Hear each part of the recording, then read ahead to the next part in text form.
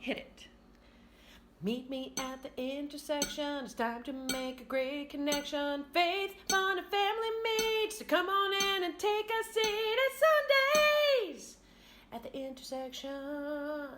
Woo! Welcome to Sundays at the Intersection. We're delighted to be spending this time with you. We're going to be learning about Jesus' parables. So take a look and enjoy. What's on the menu? Oh my gosh, you guys, I have to show you something. Okay, careful, you're not going to believe this. Okay, let me see if I can get it so you can actually see it. Look, can you see that up there? What are I don't know if you can see. Oh, look who's here. Lisa, we're looking at your gutter. Hey! That's my gutter. Hey, look. What are That's you my having in your gutter garden. That's my gutter garden. Lisa, it's a gutter. It's a gutter. It's to let the rainwater run through and go down the side of the house. Sometimes seeds grow secretly, and that's my special secret So you're garden. just letting them grow. Look at that. Look at that, guys. She's got plants growing out of her gutter. They're hippie plants. They're free. They will not be tamed.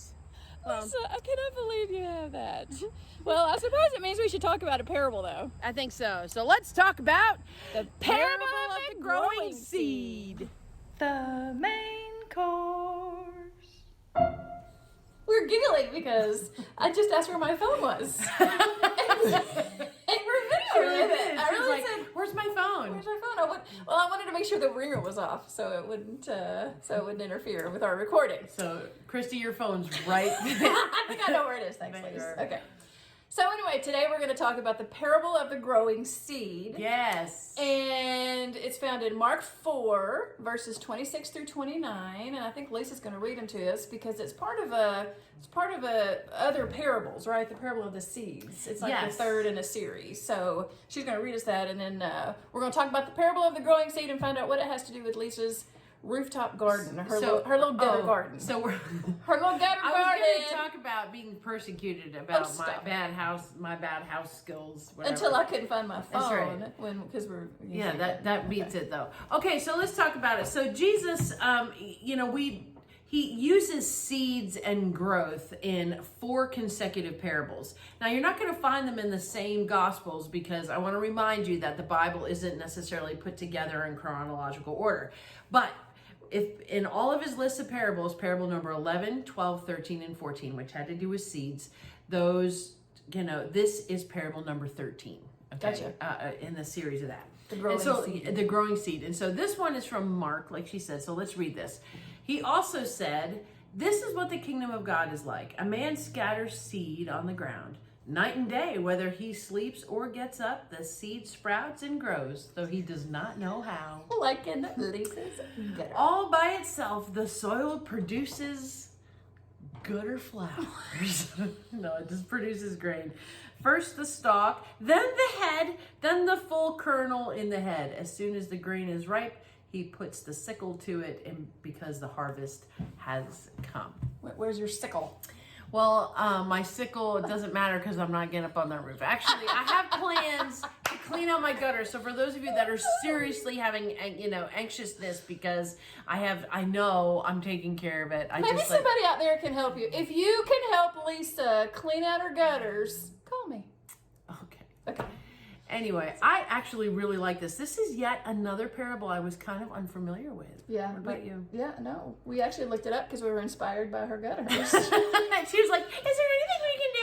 That's a parable. It is a parable. And the parable is this.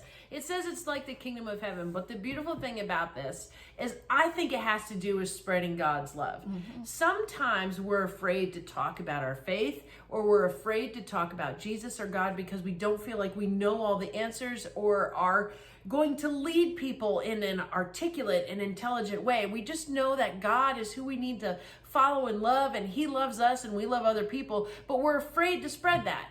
And this parable tells you it's going to be okay, because the grower in this parable, he knows they need to plant, but he doesn't know necessarily how to do it, and he tosses it out there. Yeah, just plants it. And it grows because God is in control of everything, and God put all these wonderful characteristics inside these teeny tiny seeds, and beautiful things happen, even if you can't necessarily explain why, or even if you're not tending to it properly. So clearly, I was spreading God's love into my gutter.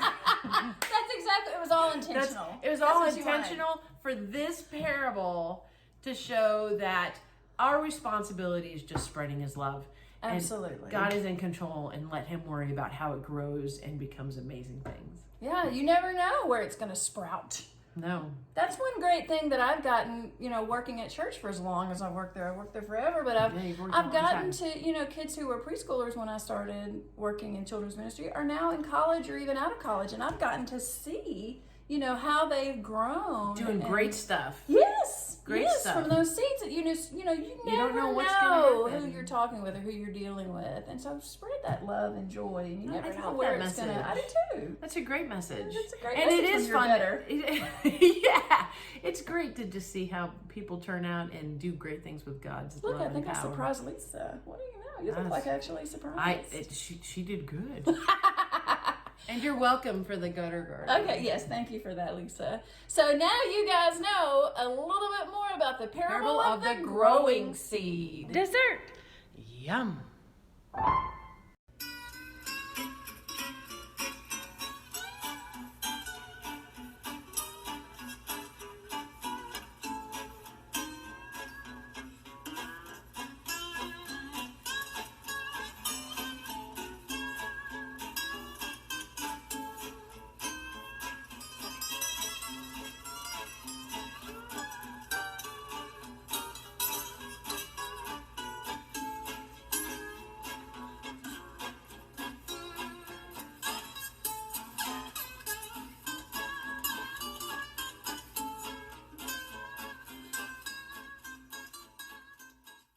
Hit it.